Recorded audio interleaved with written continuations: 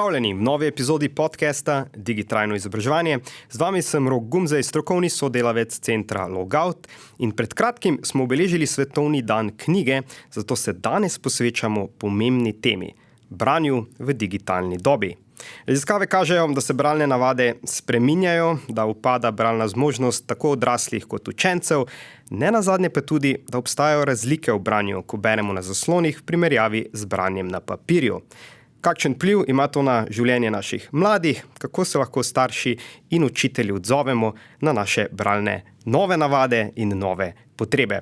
Z nami sta danes zato tu dva gosta, dr. Igor Saksida, literarni zgodovinar, profesor na pedagoški in filozofski fakulteti, avtor številnih priročnikov in znanstvenih del, ki stalno išče nove načine, kako mladim približati branje. Ter dr. Alenka Kepic-Mohar, glavna urednica Mladinske knjige in dolgoletna vodja izobraževalnega uredništva na tej založbi, avtorica knjige Nevidna moč knjig, branje in učenje v digitalni dobi. Pozdravljena. Lep pozdrav. Pozdravljeni.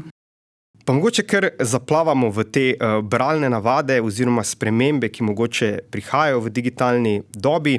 Zmožnost branja in pisanja se tekom zgodovine je že večkrat prinesla neke prelomnice v človeški zgodovini. Tudi primer Platona, če pogledamo nazaj, ki se je bal, da se bodo ljudje sposobnostjo pisanja, da bodo izgubili zmožnost pomnjenja podatkov. Tudi potem, ko je Gutenbergov izum tiska s premičnimi črkami nastal, so se ljudje bali, da bo pa zdaj branje, da bodo ljudje izgubili možnost pogovora. Zdaj smo malo priča eni novi revoluciji, ko se branje premika torej iz papirja na zaslone. Kako mogoče gledate na to? Kaj se zdaj z branjem dogaja? Gospod Saksida. Z branjem se dogaja razvoj, tako kot se je to dogajalo v vsej zgodovini, ki jo omenjate. Ne? In tako kot najbrž ne velja stavek Video Kill the Radio Star, ne? S katerim je, mislim, da MTV lansiral svojo prvo oddajo, če zdaj bo pa radija konec, ker televizija prevzema vse to, tako je verjetno tudi z branjem klasičnih knjig in digitalnim branjem. Gre pravzaprav za dva tipa branja. V tem smislu jaz vidim temeljni premik. Prvi tip branja je, to je lahko tudi digitalno branje, se razumem, ampak prvi tip branja je prostočasno branje, branje zase, za svojo identiteto, za svojo notranjo umiritev ali kakorkoli že. In temu tipu branja je verjetno primernejši klasičen tip branja, ko vzameš knjigo, izklopiš mobilne naprave, zlasti telefon, računalnik in televizijo in tako naprej, in si vzameš 1 uro časa za recimo temu duhovno emigracijo v samega sebe.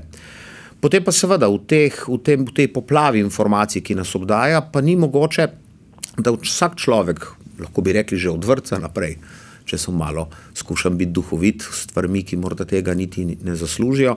Vsak človek se mora znotraj teh informacij znajti in to branje s preletom, površno branje, svajpanje, kakorkoli temu pač že rečemo, je pa najbrž že tudi neka pomembna razsežnost človekove bralne zmožnosti, da zna najti prave vsebine v tem informacijsko prenabitem svetu, ne. Tako da jaz mislim, da se branje razvija zdaj v dve smeri, dve temeljni, mogoče je teh potipov še več, ampak vendarle v dve temeljni dejavnosti. To je neko poglobljeno, kritično branje z refleksijo, ki je bolj vezano na klasične nosilce pomena, in na drugi strani na digitalno branje. Zagotovo pa o tem veliko več od mene ve ena od mojih najboljših bivših študentk, kolegica dr. Alenka Kepic-Mohar. Se mi zdi ključne stvari, ki jih je dr. Saksida že poudaril, morda vseeno dodam, ta uporaba digitalne tehnologije vendarle, bom dejala, nezavedno spreminja način, kako procesiramo vsebino. Namreč več, kot beremo na zaslonu, bolj se nekako zdi, da se zasidra v nas privzet način branja na zaslonih. In tukaj zagotovo je neka razlika v načinu procesiranja in globini branja. Seveda tu ni nekaj, kar bi veljalo za vsakogar in z vsemi nameni. Odvisno seveda, s kakšnim namenom namenom beremo, kaj beremo. Zagotovo je neko študijsko, znanstveno branje na ekranju, nekaj, kar pač a priori zahteva poglobljeno, tako imenovano globoko branje. Po drugi strani pa se zdi, kot da se vse bolj navajamo v resnici drsenja po vsebini. Se pravi, ta branje s preletom, kjer pravzaprav samo počrpamo te informacije, ki si jih morda niti ne zapomnimo, seveda zlasti zaradi tega, ker vemo, da so nam te informacije nenehno dosegljive. In tukaj se zdi, da se dejansko vzpostavljajo razlike in pomembno je seveda, v kateri dobi branja, ali kako naj rečem, se privaja oziroma uporablja tehnologija, na kateri beremo. In seveda ob tem ne smemo zanemariti, da tiskane knjige so še vedno tiskane knjige kot predmet. In to razliko v resnici, branje digitalno in pa branje tiskanih knjig, je vzpostavila prav ta sodobna tehnologija. Šele potem smo se nekako zavedali, kako je knjiga tudi kot predmet. Predmet, s katerim pravzaprav sodeluje celotno telo. Namreč premiki oči, drža. Raziskovalci pravijo, da je branje, način branja podobno, kot ima vsak človek svoj način hoje, drže. In tudi tukaj se mi zdi, da je ta del se spreminja. Način, kako beremo, na katerem mediju beremo. Pride potem tudi do tem, da mogoče za to pozornost danes bralcev nekako tekmuje danes v bistvu marsikaj, televizija, socialna omrežja, druge aktivnosti.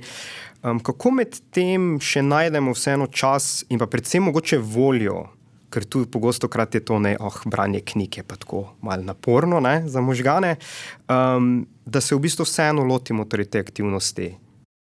Zdi se mi, da dobra vsebina vedno zmaga.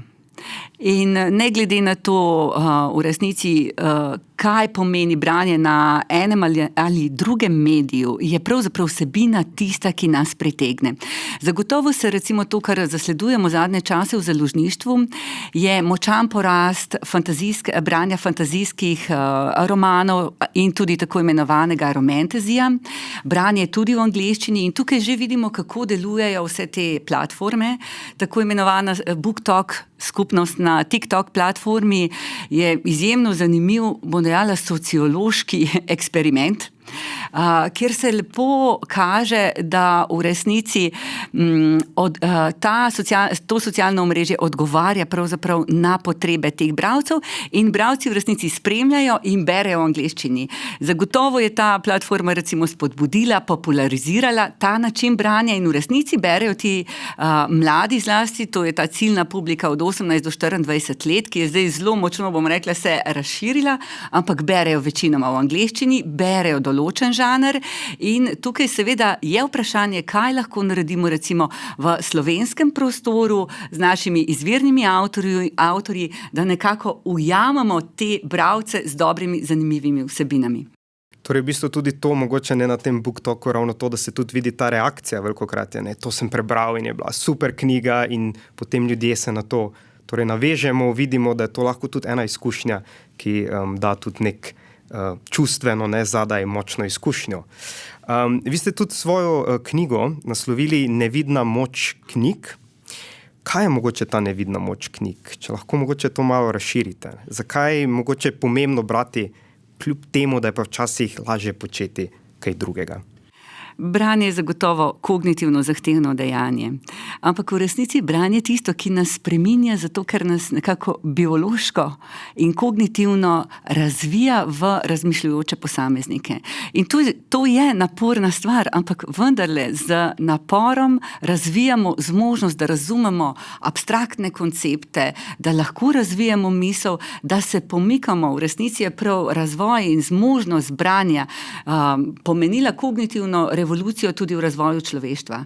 In ta del se mi zdi, da je tisto, čemur je pomembno dati danes še večjo pozornost, kajti algoritemski svet, v katerem smo se znašli in zlasti s pojavom umetne inteligence, je to še veliko pomembnejše.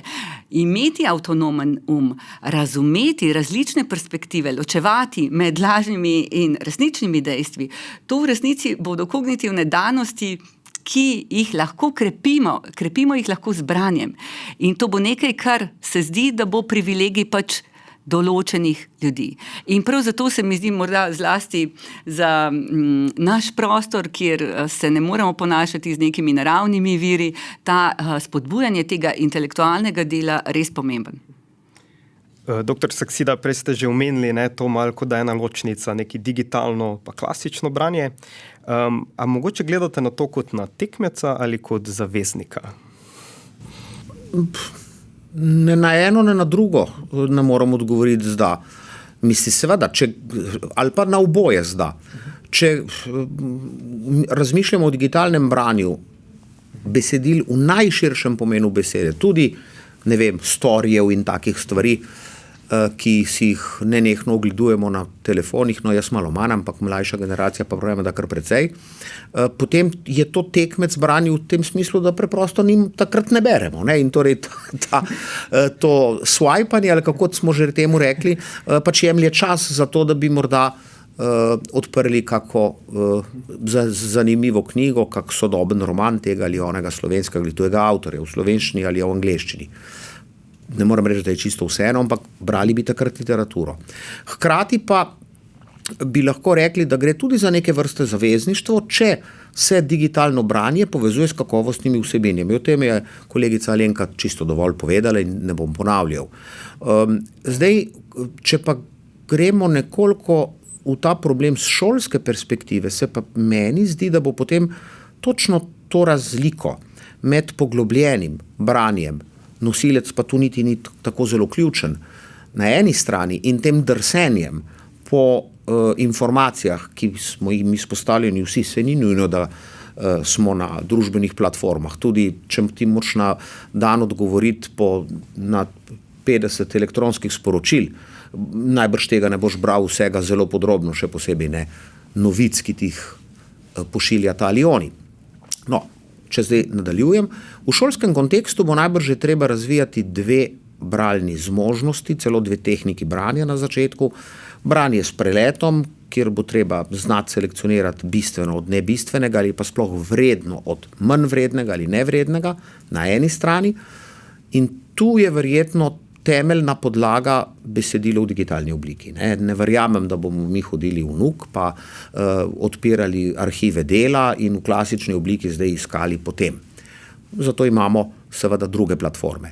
Potem je pa neka druga oblika branja, ki zahteva praktično branje od besede do besede, od vrstice do vrstice, poglabljanje ali zatopitev v besedilo, vzpostavljanje kritične distance do tega, kar je povedano, predvsem pa osebno opredeljevanje do tega, kar berem. Tu so pa, tako na prvi pogled se že da reči, seveda bistveno primernejše klasične knjige, torej papir, ki ga spremlja svinčnik, ki ga spremlja listek, ki ga spremlja izpis in tako naprej. A veste, je nekaj modrosti v tem, da so babice od pamti veka svojim otročičkom drsele s prstkom po dlani, miško, kaško kuhala, temu dala, kajti gibanje plus jezik plus zvok tega, kar pripovedujem. In potem k temu pride še papir, svinčnik in podobno, aktivira pač bistveno večji del možgan in tudi drugače jih aktivira kot branje s preletom. Tako da razvijali bomo dve bralni tehniki, dve bralni zmožnosti, upajmo, da uspešno. Torej, raziskave tudi kažejo, da prihaja do upada bralne zmožnosti pri mladih, tudi pri odraslih. Je to mogoče tu kakšna povezava, torej tudi zaradi kakšnega digitalnega branja, kakšne so mogoče ugotovitve, čem se kažejo tudi tu mogoče na dolgi rok razlike? Ja, zdaj bi mogoče rekel samo to, o tej digitalni nadgradnji bo kolegica kaj več povedala. Torej, mi bi morali zdaj dejansko spet biti plat zvona nad rezultati, ki so se pokazali pri dveh mednarodnih raziskavah bralne pismenosti, to sta Pearls in PISA. PISA meri bralno pismenost recimo prvega letnika srednje šole, Pearls pa bralno zmožnost približno 10-letnikov v 4. razredu. In na obeh raziskavah smo strmoglavili. Jaz ne verjamem, mislim, da ne bi zelo prepričljivih argumentov našel za tezo, da je pa zdaj že v prvem in drugem in tretjem razredu digitalno branje tako zelo zamenjalo klasično branje, da je vpliv tega viden v Pearlsu, prav tako tega ne verjamem zapisal. Prej gre za en drug fenomen in to je za konstantno zmanjševanje zahtevnosti bralnega pouka. Najlažje je najbolje, se pravi čim manj tem bolje, najbolje pa nič, ne? Če to privedemo do absurda, početi s knjigami v šoli, vse je takoj pretežko, kaj pa bogi otroci, ki tega ne zmorejo. Skratka, mi se ravnamo, kakor da bi imeli osnovno in srednjo šolo za otroke s posebnimi potrebami, priseljence in ne vem, težavne otroke v vedenju. Mi ne razumemo, da bi morali o šoli govoriti na podlagi, recimo temu, povprečne populacije. In v povprečni populaciji vi nimate samo nebralcev, vi nimate samo posebnih potreb, imate tudi visoko razvite bralce, na katere se tudi pri branju v resnici premalo osredotočamo. Če Slovenija ne bo naredila tega, kar je že naredila, in smo bili že enkrat uspešni pri dvigu bralne pismenosti, to ni nekaj zdaj izumljati toplo vodo, ampak če Slovenija ne bo obrnila logike in ne bo zahtevala in si postavila za cilj visokih bralnih rezultatov tudi skozi zahtevno, poglobljeno, klasično ali digitalno branje v šoli, potem zares lahko samo dvignemo roke nad tem in obupamo. Jaz mislim, da temu ne bo tako. Čas bi pa bil, da bi se pristojni nekolikanci zganili in s tem v zvezi kaj postorili. Ja, mogoče tukaj se mi zdi smiselno dodati še eno stvar, da je to vztrajanje branje daljših besedil na način poglobljenega branja v resnici postal velik problem. Izgubljanje te kognitivne potrpežljivosti, se pravi, da obstanemo ob branju daljšega besedila. To je v resnici nekaj, kar vsi izgubljamo, otroci in odrasli. Vendarle, otroci se šele vzgajajo v bralce, zato je tako zelo pomembno, da šola kot nek institut, ki privzgaja te zmožnosti, dejansko to svojo nalogo opravi. In to, kar lahko rečem, je, da ko spremljamo recimo tudi sicer v založništvu in pred časom je bila izvedena tudi raziskava na temo učbenikov in kar lahko sledim in povežem tudi z dejanskimi trendi v založništvu je zelo zanimivo, da knjige pravzaprav postajajo nekakšne slikanice in to kar vse. Se pravi, tudi seveda ni mogoče tega generalizirati, da vse knjige postajajo slikanice, ampak naprimer, učbeniki so učbeniki, kjer je ogromno vizualnih elementov, besedila pa so večinoma zdaj v zadnjih časih skrajšana na kratke odstavke. Zakaj? Ker se kaže, da učenci preprosto ne preberejo, ne zmorejo prebrati daljših besedil, ki naprimer razlago neke učne snovi, ki bi bila pojasnjena na eni celi strani. Vse to je prekinjeno z nekimi ponazorili, z nekimi vizualnimi predstavitvami, kar je seveda zagotovo dosega neke didaktične učinke, vendar po drugi strani to slabi to zmožnost za gojenje, negovanje te kognitivne potrpežljivosti. In to ni samo šolski primer, namreč tudi priročniki, naprimer, ki smo jih imeli včasih pred 3 leti, se spomnim, da smo naredili eno tako prenovo knjige, čudovite monografije dr. Karla Natka, ki je bila nekakšen potopis potovanja po svetu. In ko smo primerjali izdajo, ki je šla pred 20 leti in zdaj to sodobno izdajo, kaj se je zgodilo v vizualni podobi knjige? Fotografije so neprimerno večje, besedila pa neprimerno manj. In to ni odločitev avtorja, ampak to je nek trend, ki pravzaprav se kaže pri vseh izdajah teh knjig. In vse to kaže na to, da tudi sama vem, ko se pogovarjamo naprimer z našo prodajno ekipo, s kolegi iz marketinga in izbiramo knjige, ki jih bomo uvrstili v program, je v resnici odziv na knjige, ki so namenjene nekemu posredovanju znanja, se pravi, so bolj priročniške narave, ne pa leposlovne, je ta del vizualne podobe knjige postaja precej bolj pomemben. Torej, malo smo se že zdaj tudi usmerili v bistvu v prihodnost, torej malo vprašanje, kako oblikovati pa bralno kulturo tudi prihodnosti. Nacionalna strategija za razvoj bralne pismenosti za obdobje 2019 do 2030, na primer, zastavlja to vizijo. V Republiki Sloveniji želimo doseči takšno raven bralne pismenosti, da slehernemu prebivalcu in prebivalki omogoča optimalni razvoj sposobnosti za dejavno življenje in delo. Strategija potem zapisuje, da mora biti bralno gradivo ne tako za učenje kot branje v prostem času raznovrstno, glede na obliko, vsebino in jezik, pri čemer pa se upošteva torej tudi pravica do izbire, razumevanja in vrednotenja besedila. Mogoče kakšne so te strategije, kakšni so te pripomočki? Malo smo že zdaj tudi govorili o tem, da vizualno postajajo knjige bolj dinamične, bolj polne. Mogoče bolj konkretno, kakšne so lahko te pripomočki strategije za prihodnost? Ja, več jih je. Ne? Najprej branju zahtevnih besedil, dolgih besedil in besedil, ob katerih se je mogoče in nujno pogovarjati, je potrebno dati v šolskem sistemu in v družbi večje mesto. Branje namreč ni samo stvar šole. Branje je po vseh relevantnih opredelitvah definirano kot oblika družbene prakse. Če je torej branje vrednota v neki družbi, kot je na primer to v Skandinaviji in tako naprej, potem se bo zgodilo, da tam pogosto svojim otrokom bere 3/4 družin. To se pravi večkrat na teden.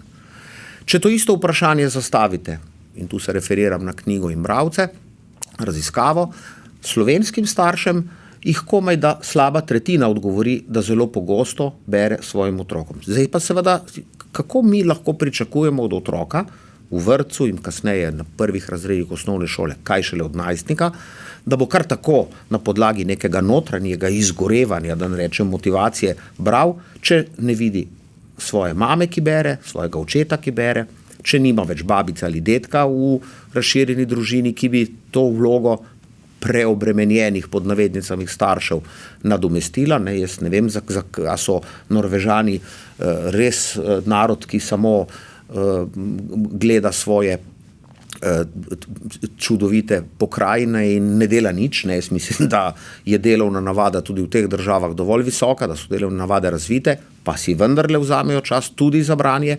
Torej ta argument, nimamo časa za brati otrokov, je meni pena v luft, v lepi slovenščini rečeno. Mi bi morali potem najprej družinsko branje vzpostaviti kot vrednoto. To se da narediti. Naj tu navedem primer izjemnega projekta, ki je v Sloveniji zdaj že vrsto let in je celo mednarodni. To je odličen projekt Naša mala knjižnica, ki ga vodi Sodobnost International in ki je zdaj približno zajema tam recimo 60,000 otrok, mislim, da v 7 državah. Kaj se zgodi? Oni so povezali družinsko branje, gre pa za otroke v prvih razredih, tam do nekako 10. leta, od vrtca naprej. Oni so povezali družinsko in šolsko branje tako, da šole med seboj, razredi med seboj tekmujejo, kdo prebere več knjig. In rekorderi, naši poslušalci si zlahka to ogledajo na spletni strani tega izvrstnega bralnega projekta, rekorderi preberejo po 2000 knjig na razred na leto. Si vi to predstavljate? Ne? Drugi razred, ali pa prvi, drugi, tretji razred, 1000 in več knjig. Ampak to seveda je neko zavezništvo, neka pogodba o tem, da branje v družbi je pomembno in da starši lahko pri tem zelo veliko pomagajo. Starši naj torej to počnejo, ne se vtikati v to, zakaj je učiteljica slovenščine obravnavala levi prilastek 3 mesece prezgodaj, ampak naj raje prepoznajo svojo bralno motivacijsko vlogo. In potem so pa tu še založbe, ki morajo je tu nasprotno smer, o kateri je prejle govorila Alenka. Seveda jaz ne verjamem, da Mladinska knjiga gre v to smer, bilo bi zelo nenavadno, ampak ki ponujajo ne samo instant izdaje leposlovja, ampak tudi zahtevno, tudi didaktično opremljeno leposlovje, ki razvija to, o čemer je kolegica govorila, to se pravi zmožnost poglobljenega, dolgotrajnega branja. Ja, tukaj se mi zdi zelo pomembna ena stvar. Namreč, ko spremljamo tudi na založbi, naprimer revija Ciciban. Letos praznuje 80 let in ko smo pregledovali zgodovino, seveda leta 1945 so bile razmere popolnoma drugačne. Naklada tedaj je bila, najvišja naklada je bila 130.000 izvodov. Ene številke. In ko razmišljamo danes, seveda naklada danes je neprimerno nižja in v resnici odseva to, o čemer je Igor govoril. Odseva dejstvo, da se starši ne zavedajo več, kako pomembno je branje otrokom v tej najbolj zgodnji dobi. Skupno branje, o tem zelo veliko sicer piše tudi dr. Ljubica Marjanović-Umek, je nekaj, kar je ključnega pomena za razvoj otroka, ne samo tega miselnega dela, ampak v resnici povezuje starše, vzbuja empatijo, daje varnost in ves ta del, bom dejala, sklop seveda tudi ustvarja neizmerno polje domišljije, razvoje besedišča. Ta del je nekaj, kar je mogoče narediti samo v tem zgodnem otroškem obdobju. In ravno sedaj smo razmišljali o tem prav na področju Cicibana. Letos bomo prvošolčkom podarili brezplačno jubilejno številko, se pravi, vsi slovenski prvošolčki bodo dobili Cicibana. In seveda, otroci bodo to sprejeli, vendarle, tisto, kar je pomembno, je, da si starši v tej obilici konkurence preživljanja prostega časa zares vzamejo čas in berejo z otroki. In ta del se mi zdi, da je nekaj, kar je povezano s ključnim sporočilom, ki ga je Igor naglasil, branje kot vrednota. In zavedanje tega, kako pomemben, kaj vse lahko prispevamo k razvoju otroka s tem, da beremo z njim, je nekaj, kar bi moralo pronicati skozi vse komunikacijske kanale, skozi medije, zato da pokrijemo najprej seveda te zgodne bralce. Veliko izzivov potem postavlja tudi vprašanje, kako te bralce zadržati. Obdobje, naprimer, 3. triletje osnovne šole, srednja šola. V lanskem letu smo vzpostavili knjižni klub, bralni klub Knjige brat, kjer smo nagovorili dijake prav prvih letnikov. In zanimivo, to so dijaki, ki zelo radi berejo, vendar vzpostaviti neko sredino, skupnost, ki se bo pogovarjala o knjigah, ki bo o tem zares razpravljala in se razvijala kot bralci, tukaj je pomembno. In ta del se mi zdi, da sistemsko, kar nekaj ukrepov je seveda zdaj bilo izpeljanih tudi v okviru vsega, kar smo se pogovarjali in kar ste omenili tudi v začetku. Tudi politika javne agencije za knjigo, za katero moram reči, da v zadnjem času namenja več sredstev tudi projektom bralne kulture, v sklopu katerega je tudi ta knjižni klub, je nekaj, kar bi bilo potrebno zelo sistematično in ciljno določiti. Tudi, bom dejala, v založništvu, ki je pravzaprav gospodarski del, so ti cilji zelo jasno merljivi. In tukaj mislim, da država kot taka potrebuje jasne cilje in jasno strategijo. Torej, tem več projektov v bistvu kot neki zgledi tudi dobre prakse, tudi bralna značka, na primer. Tudi ta naklada, mogoče Cicibana, je potem eni generaciji, če je 130.000 bilo izdanih, dala eno deljeno izkušnjo. Vsi smo brali Cicibana. In ko se spominjamo nazaj, se mi zdi, da se vsi potem tega tudi spomnimo. Danes je pa potem ta deljena izkušnja v bistvu v populaciji manj prisotna oziroma na manjši populaciji. Kako si pa potem torej predstavljata mogoče še prihodnost? Bomo še vedno brali knjige ali bo prevladalo tudi danes bolj poslušanje kakšno? Tudi danes z umetno inteligenco že lahko jaz dam knjigo in naredim iz nje podcast in poslušam potem podcast. Bomo še brali knjige ali bodo prevladale druge oblike? To bi mogli verjetno povabiti kako babo Vango, da bi nam na to odgovorila, ampak jaz sem prepričan, da knjige bomo še brali. Ko ste pa že omenili umetno inteligenco, jaz mislim, da umetna inteligenca ni sovražnica branja in potopljenosti. Vi ste sami točno opisali, zakaj uporabljate umetno inteligenco. To je neke vrste pisalni stroj, ki dela malo več kot star Olivetti ali pa gosje pero. To je orodje. Umetna inteligenca obdela podatke, ki jih ima na razpolago. Umetna inteligenca zaenkrat, saj to lahko rečemo, v resnici še ni ustvarjalna. Že pri prevajanju je recimo zanimiva razlika. Bistveno nam olajša prevod iz slovenščine v angleščino umetna inteligenca, ker je tehnična. ampak nikoli umetna inteligenca ne bo dobro zaenkrat prevedla poezije, ker je to kreativni prenos emocije, misli, konceptov iz ene kulture ali enega jezika v drugega. In tega zaenkrat ta mašinerija ni zmožna narediti. To je ta kreativna nadgradnja znanja, ki ga imaš v polje novega. In tu smo spet pri knjigah. Ti tega kreativnega naboja in nadgradnje nisi zmožen, nikoli ne boš mogel tega narediti, če ostajaš v načinu razmišljanja umetne inteligence, to je površinsko zbiranje podatkov, kjer si seveda milijardokrat slabši od umetne inteligence. Če ti svojega ustvarjalnega potenciala preko branja kompleksnih in zahtevnih besedil ne razviješ, nikar ne misli, da boš kaj več kot figura iz filma Matrix. Ja, moj pogled je izrazito optimističen. Jaz verjamem, da bomo še vedno brali, v resnici vsi ti različni mediji dajo še več prostora za dobre vsebine. Če tudi je to zvočnica, e-knjiga, dostop do dobrih vsebin se širi. In verjamem, da je to nekaj, kot sem dejala že prej, vsebina je nekaj, kar vedno zmaga. In tukaj je pa ta način, kako jo sprejemamo, pa seveda se bo razlikoval. Ampak sama sem izjemno optimistična in verjamem, da ljudje po svoji naravi vendarle hrepenimo po tem, da doživljamo še kaj več od tistega, kar se nam dogaja v resničnosti. In knjige so tiste, ki nas vodijo onkraj našega življenja. In to je nekaj, ko človek začne zares brati, se potapljati vsebino, si dovoliti tudi ta prostor za misel, ki vznikne potem, ko nekaj prebereš, je to neko doživetje, ki ga v resnici želiš ponavljati in zato postaneš bralec. Mogoče še za konec, kakšna spodbudna misel za starše? Veliko smo govorili torej tudi o tem vzgledu, da tudi sami vzamemo kakšno knjigo, preberemo otrokom kakšno zgodbo. Mogoče kakšna spodbudno sporočilo tudi za njih? Čas, ki ga boste zamudili, ko svojemu otroku ne boste brali v zgodnem obdobju, ne bo nikoli več prišel nazaj. Lepo, jaz bi temu dodala morda še to, da si je v življenju vredno vzeti čas za to, da se upočasni ritem, ki ga narekuje vsakdanjik.